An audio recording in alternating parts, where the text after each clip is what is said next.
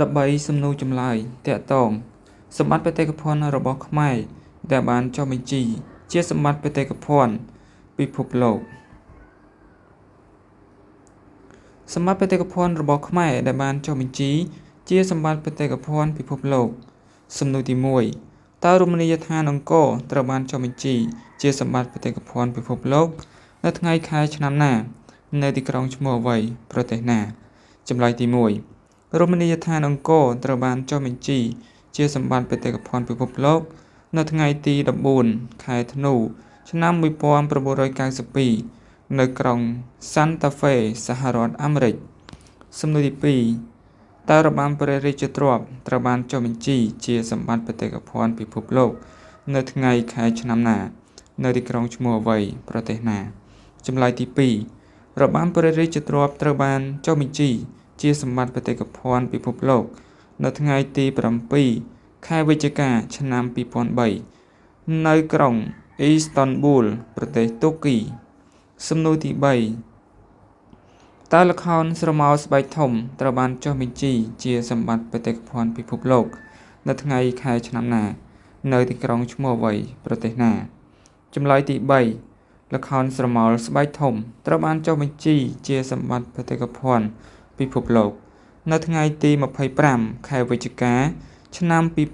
2005នៅក្រុងប៉ារីសប្រទេសបារាំងសំណួរទី4តើប្រាសាទព្រះវិហារត្រូវបានចុះបញ្ជីជាសម្បត្តិបេតិកភណ្ឌពិភពលោកនៅថ្ងៃខែឆ្នាំណានៅទីក្រុងឈ្មោះអ្វីប្រទេសណាចម្លើយទី4ប្រាសាទព្រះវិហារត្រូវបានចុះបញ្ជីជាសម្បត្តិបេតិកភណ្ឌពិភពលោកនៅថ្ងៃទី7ខែកក្កដាឆ្នាំ2008នៅក្រុងកេបិចប្រទេសកាណាដា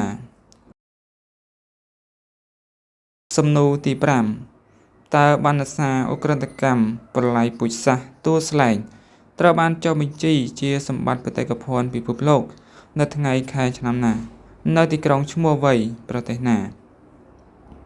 ចម្លើយទី5បណ្ណសារឧក្រិដ្ឋកម្មប្រល័យពូជសាសន៍ទួលស្លែងត្រូវបានចុះបញ្ជីជាសម្បត្តិបេតិកភណ្ឌពិភពលោកនៅថ្ងៃទី31ខែកក្កដាឆ្នាំ2009នៅទីក្រុងBridgetown ប្រទេសបាបាដូសសំណួរទី6តើឯកសារសម្លេងនិទានរឿងរាមកេរ្តិ៍ដោយតាគ្រុឌត្រូវបានចុះបញ្ជីជាសម្បត្តិបេតិកភណ្ឌពិភពលោកនៅថ្ងៃខែឆ្នាំណានៅទីក្រុងឈ្មោះអ្វីប្រទេសណាចម្លើយទី6ឯកសារសម្លេងនិទានរឿងរាមកេរ្តិ៍ដោយតាគ្រុឌត្រូវបានចុះបញ្ជីជាសម្បត្តិបេតិកភណ្ឌពិភពលោកនៅថ្ងៃទី15ខែឧសភាឆ្នាំ2014នៅខេត្តខ្វាងជូវប្រទេសចិនសំណួរទី7តើល្បែងទាញព្រ័ត្រត្រូវបានចុះបញ្ជីជាសម្បត្តិបេតិកភណ្ឌពិភពលោកនៅថ្ងៃខែឆ្នាំណានៅទីក្រុងឈ្មោះអ្វីប្រទេសណាចម្លើយទី7ល្បែងទាញព្រ័ត្រត្រូវបានចុះបញ្ជីជាសម្បត្តិបេតិកភណ្ឌពិភពលោកនៅថ្ងៃទី2ខែធ្នូឆ្នាំ2015នៅទីក្រុងវិនដុកប្រទេសណាមីប៊ីសំណួរទី8តើចាប៉ីដងវែងត្រូវបានចុះបញ្ជីជាសម្បត្តិបេតិកភណ្ឌពិភពលោកនៅថ្ងៃខែឆ្នាំណានៅទីក្រុងឈ្មោះអ្វីប្រទេសណាចម្លើយទី8ចាប៉ីដងវែងត្រូវបានចុះបញ្ជីជាសម្បត្តិបេតិកភណ្ឌពិភពលោកនៅថ្ងៃទី30ខែវិច្ឆិកាឆ្នាំ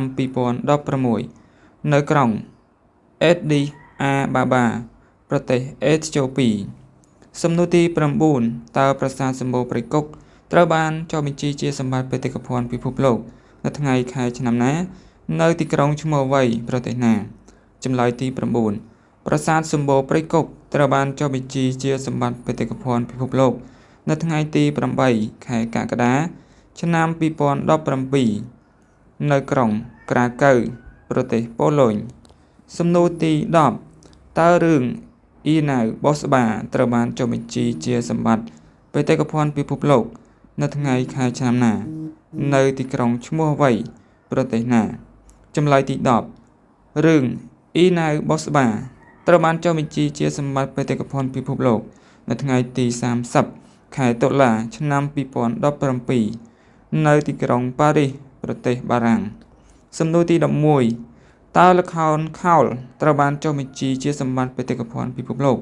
នៅថ្ងៃខែឆ្នាំណានៅទីក្រុងឈ្មោះអ្វីប្រទេសណាចម្លើយទី11ល្ខោនខោលត្រូវបានចុះបញ្ជីជាសម្បត្តិបេតិកភណ្ឌពិភពលោកនៅថ្ងៃទី28ខែវិច្ឆិកាឆ្នាំ2018នៅក្រុងប៉ូលវីនៃសាធារណរដ្ឋម៉ូរីសសំណួរទី12តើគុនល្បុក្កតោត្រូវបានចុះបញ្ជីជាសម្បត្តិបេតិកភណ្ឌពិភពលោកនៅថ្ងៃខែឆ្នាំណានៅទីក្រុងឈ្មោះអ្វីប្រទេសណាចម្លើយទី12គុនល្បុក្កតោត្រូវបានចុះបញ្ជីជាសម្បត្តិបេតិកភណ្ឌពិភពលោកនៅថ្ងៃទី29ខែវិច្ឆិកាឆ្នាំ2022នៅក្រុងប៉ាបាតព្រះរាជាណាចក្រម៉ារ៉ុកសំណួរទី13តើប្រាសាទកោះកេរត្រូវបានចុះបញ្ជីជាសម្បត្តិបេតិកភណ្ឌពិភពលោកនៅថ្ងៃខែឆ្នាំណានៅទីក្រុងឈ្មោះអ្វីប្រទេសណាចម្លើយទី13ប្រាសាទកោះកេរត្រូវបានចុះបញ្ជីជាសម្បត្តិបេតិកភណ្ឌពិភពលោកនៅថ្ងៃទី17ខែកញ្ញាឆ្នាំ2023នៅក្រុងរីយ៉ាតប្រទេសអារ៉ាប៊ីសាអូឌីតជាចុងក្រោយសូមអ្នកទាំងអស់គ្នាកុំភ្លេចជួយចុច Subscribe Channel YouTube របស់ខ្ញុំឲ្យបានគ្រប់គ្នាដើម្បីទទួលបានវីដេអូចែករំលែកអំពីចំណេះដឹងទូទៅក៏ដូចជាសំណួរចម្លើយសម្រាប់ត្រៀមប្រឡងចូលក្របខ័ណ្ឌរដ្ឋនិងសម្រាប់ត្រៀមប្រឡងផ្សេងៗទៀតផងដែរសូមអរគុណ